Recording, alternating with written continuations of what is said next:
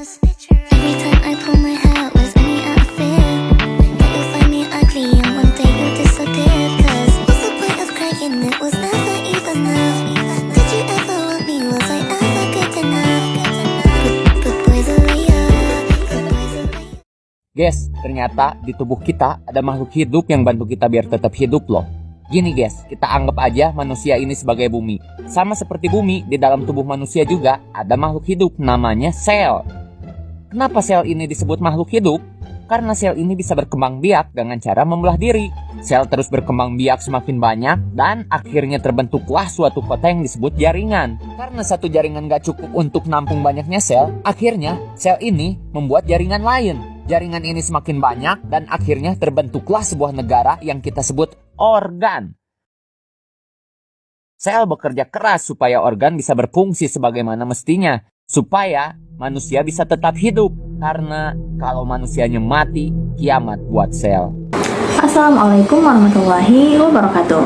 Halo semua, perkenalkan nama saya Azra Alvina. Saya merupakan salah satu mahasiswi semester 2 dari program studi pendidikan biologi Fakultas Keguruan dan Ilmu Pendidikan Universitas Mataram. Nah, pada video ini saya akan membahas materi tentang struktur dan fungsi sel. Jadi sebelum lanjut ke materi, kita harus tahu dulu nih apa itu sel. Coba kita perhatikan dulu ya, satu kesatuan individu tumbuhan yang ada di sekitar kita. Misalnya, satu siung bawang merah. Nah, tersusun dari apakah bawang merah tersebut? Jadi, bawang merah tersusun atas berbagai macam jaringan. Dan jaringan tersusun dari berbagai macam sel-sel. Nah, demikian juga dengan tubuh kita yang tersusun dari kumpulan sel-sel. Jadi dapat diambil pengertian bahwa sel merupakan unit terkecil yang menyusun tubuh makhluk hidup dan merupakan tempat terselenggaranya fungsi kehidupan. Nah, sel itu dapat dibedakan menjadi dua, yaitu sel eukariotik dan sel prokariotik. Nah, jadi apa sih perbedaannya sel eukariotik dan sel prokariotik? Perbedaannya yaitu sel prokariotik adalah jenis sel yang tidak memiliki membran inti atau organel yang dikelilingi oleh membran, sehingga DNA mereka terletak secara bebas dalam sitoplasma. Sel prokariotik dapat ditemukan pada bakteri dan archaea. Sedangkan sementara sel eukariotik adalah jenis sel yang memiliki membran inti yang melindungi DNA dan berbagai jenis organel yang dikelilingi oleh membran. Sel eukariotik ini dapat ditemukan pada hampir semua makhluk hidup, termasuk tumbuhan, hewan, dan manusia. Nah, pada video ini kita akan fokus membahas tentang sel eukariotik, khususnya pada hewan dan tumbuhan. Tujuan pembelajaran kita pada kali ini yaitu pertama, untuk mengetahui komponen kimiawi penyusun sel. Yang kedua, untuk mengidentifikasi berbagai organel yang menyusun sebuah sel. Yang ketiga, untuk menjelaskan struktur dan fungsi organel-organel sel. Dan yang keempat, yaitu untuk mengetahui perbedaan antara sel hewan dengan sel tumbuhan. Nah, karena tadi kita sudah mengetahui pengertian dari sel, nah sekarang kita akan membahas tentang komponen kimiawi penyusun sel itu sendiri. Jadi, kehidupan dari sebuah sel merupakan akibat dari reaksi kimia atas beberapa komponen senyawa kimia dalam sel tersebut. Komponen kimiawi sel yang meliputi seluruh aktivitas sel tersebut yang juga dikenal sebagai protoplasma. Protoplasma merupakan substansi kompleks yang tersusun atas unsur-unsur kimia. Biasanya protoplasma terdiri atas air, namun bahan yang memberi ciri pada strukturnya adalah protein dan beberapa senyawa kimia lain. Senyawa dari komponen kimiawi penyusun sel protoplasma dapat berupa senyawa organik dan senyawa anorganik. Senyawa organik, komponen sel berupa karbohidrat, lemak, protein, dan asam nukleat. Sedangkan komponen senyawa anorganik berupa air, vitamin, ataupun mineral. Komponen kimiawi sel yang pertama yaitu karbohidrat. Karbohidrat tersusun atas unsur karbon, oksigen, dan hidrogen. Berdasarkan fungsinya, karbohidrat dibedakan menjadi karbohidrat sederhana, yaitu sebagai sumber energi dalam sel, karbohidrat rantai pendek, yaitu sebagai cadangan energi, dan karbohidrat rantai panjang sebagai komponen struktural organel dan bagian sel lainnya. Yang kedua ada lemak. Lemak tersusun atas unsur karbon, hidrogen, dan oksigen. Lemak dibangun oleh gliserol dan asam lemak. Dalam sel hidup, lemak berfungsi sebagai komponen utama membran sel atau membran plasma, pembentukan hormon, dan pembentukan vitamin. Komponen kimiawi sel yang ketiga yaitu protein. Protein merupakan unsur organik terbesar yang membentuk sebuah sel. Protein tersusun atas protein struktural dan protein fungsional. Protein struktural berfungsi sebagai penyusun organel sel, sedangkan protein fungsional berfungsi untuk mengatur reaksi kimia yang menjaga agar sel tetap hidup. Selanjutnya, komponen kimiawi sel yang keempat yaitu asam nukleat. Jadi, asam nukleat merupakan materi inti dalam komponen kimiawi sel. Ada dua jenis asam nukleat, yaitu asam nukleat deoksiribonukleat atau DNA dan asam ribonukleat atau RNA. Fungsinya adalah untuk mengontrol aktivitas sel dan membawa informasi genetik. Selanjutnya, yang kelima yaitu air. Air adalah senyawa utama komponen kimiawi sel dengan jumlah terbesar, yakni 50-65% berat sel. Air dalam sel berfungsi sebagai pelarut dan katalisator beberapa reaksi biologis yang terjadi. Selanjutnya yaitu adalah vitamin. Vitamin dalam sel memang kecil, tetapi tetap dibutuhkan untuk menunjang berbagai fungsi sel dalam proses metabolisme. Vitamin berperan mempertahankan metabolisme, pertumbuhan, dan menghancurkan radikal bebas.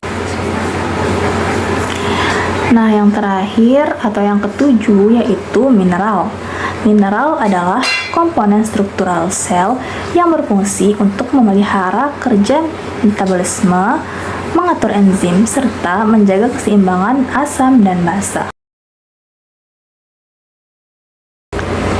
Nah, tadi kita sudah bahas tentang komponen kimiawi penyusun sel.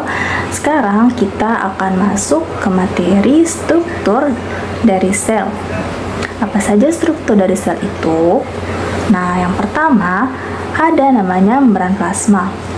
Membran plasma atau selaput plasma disebut juga membran sel, yaitu selaput sel paling luar yang tersusun dari molekul lipoprotein atau fosfolipid dan protein, dan molekul-molekul lain yang menyempurnakan struktur membran. Protein yang membentuk membran plasma adalah protein intrinsik atau integral dan protein ekstrinsik atau porifer. Pada membran plasma juga terdapat molekul kolesterol. Membran plasma memiliki ketebalan antara 7,5 hingga 10 nanometer. Membran plasma ini memiliki sifat semi-permeable atau selektif permeable. Nah, selanjutnya struktur dari sel yang kedua yaitu sitoplasma. Sitoplasma adalah bagian sel yang berfungsi sebagai tempat penyimpanan bahan kimia sel yang penting bagi proses metabolisme sel. Sitoplasma terbentuk dari air, protein, lemak, karbohidrat, mineral, dan vitamin. Selanjutnya, struktur sel yang ketiga yaitu dinding sel. Dinding sel adalah komponen yang menentukan bentuk sel dan berfungsi sebagai penguat serta melindungi protoplas. Dinding sel hanya ditemukan pada sel tumbuhan dan tidak ada pada sel hewan. Dinding sel memiliki ketebalan yang bervariasi tergantung umur dan tipe sel. Semakin tua umur sel, maka semakin tebal dindingnya. Namun, ada beberapa juga sel yang tidak mengalami penebalan dinding. Jadi dinding sel ini dibedakan menjadi 3 bagian pokok berdasarkan perkembangan dan strukturnya.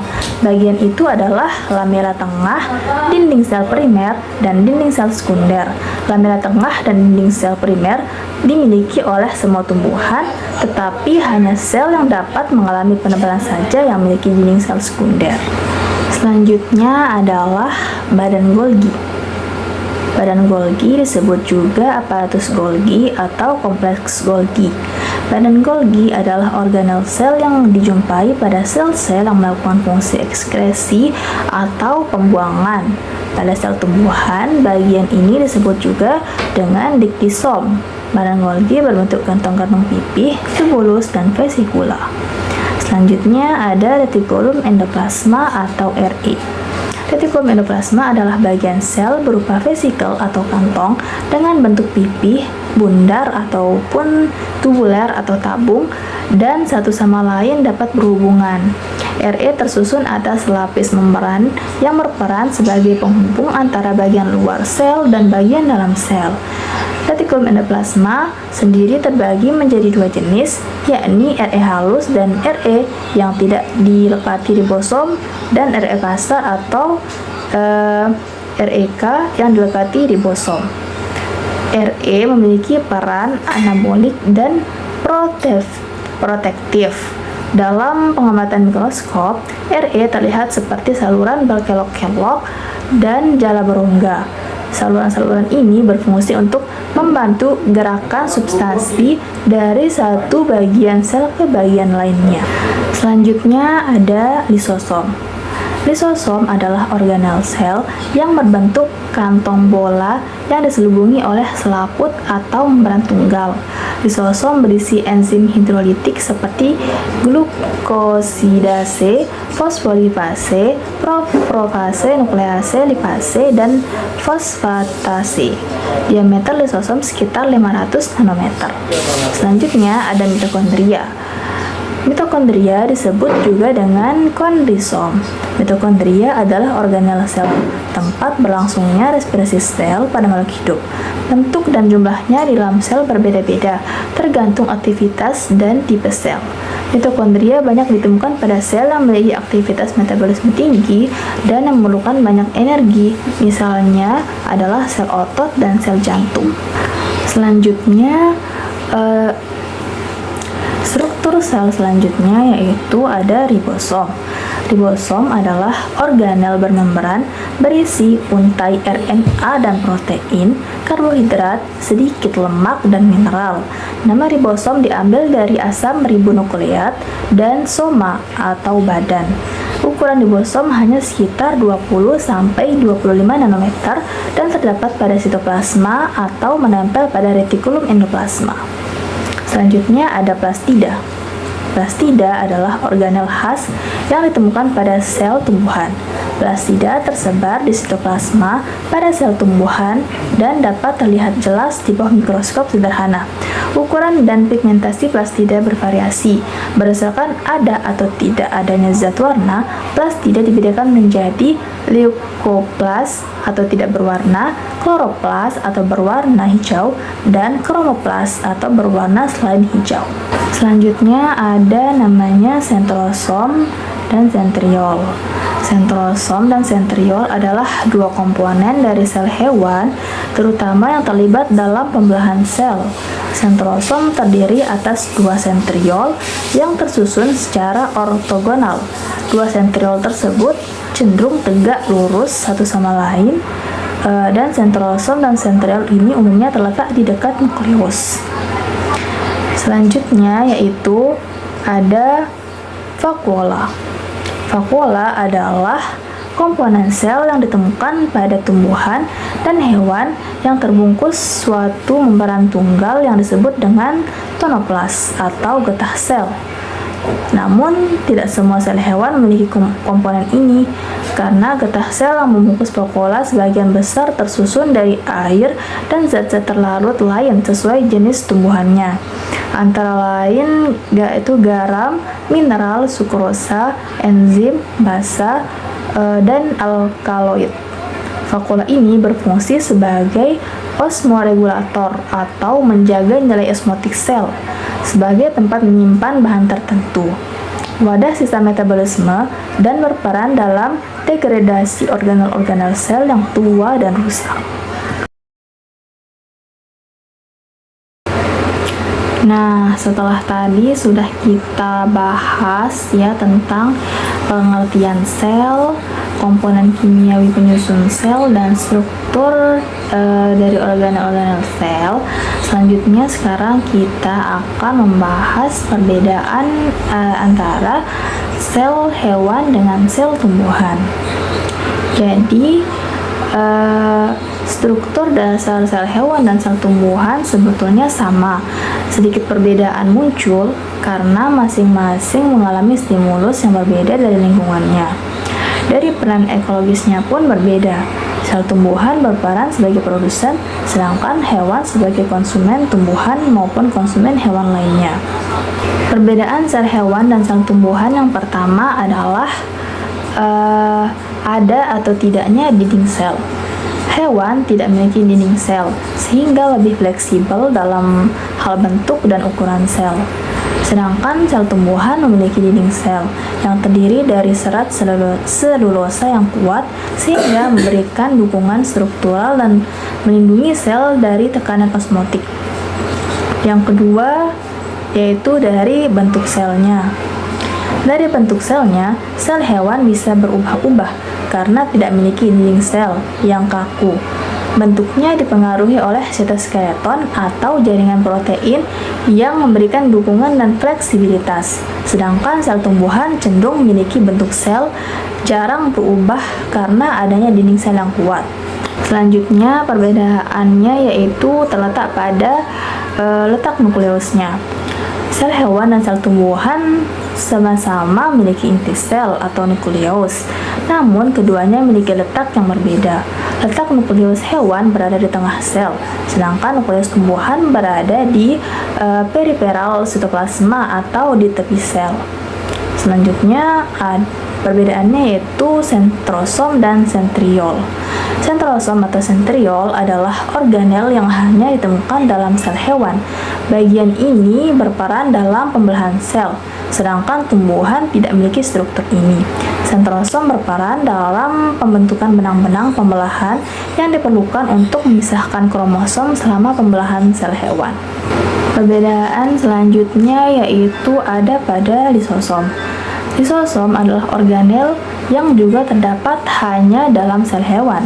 Jarang dan bahkan tidak pernah struktur ini ditemukan pada tumbuhan. Lisosom berperan dalam pencernaan intraseluler. Kandungan enzim hidrolitiknya membantu dalam memecahkan bahan makanan dan limbah sel. Selanjutnya ada pada plastidanya. Plastida merupakan organel yang hanya ditemukan dalam sel tumbuhan. Sel hewan biasanya tidak memiliki plastida. Dalam kasus tertentu hanya ditemukan pada beberapa jenis ganggang. Plastida ini salah satunya adalah kloroplas, yang yaitu memiliki peran penting dalam proses fotosintesis. Di dalam plastida terdapat pigmen hijau yang disebut klorofil yang memungkinkan tumbuhan untuk menangkap energi matahari yang mengubahnya menjadi energi kimia.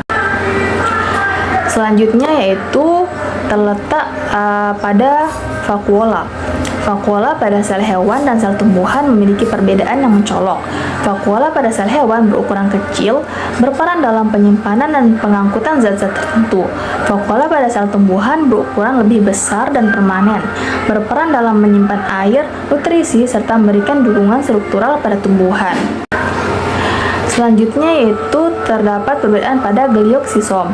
Pada badan mikrosel terdapat perioksisom dan glioksisom. Perioksisom ditemukan pada sel hewan dan tumbuhan, namun glioksisom hanya ditemukan dalam sel tumbuhan. Glioksisom pada tumbuhan berperan dalam proses metabolisme asam lemak pada proses perkecambahan biji tumbuhan. Oke, teman-teman semua, itu tadi dia penjelasan atau pembahasan dari materi kelas 11 yaitu struktur dan fungsi sel. Nah, tadi kita itu berfokusnya kan pada sel eukariotik yang terdapat pada sel hewan dan sel tumbuhan. Baiklah, mungkin hanya ini yang dapat saya sampaikan. Semoga ada manfaatnya. Terima kasih yang sudah menonton. Wassalamualaikum warahmatullahi wabarakatuh.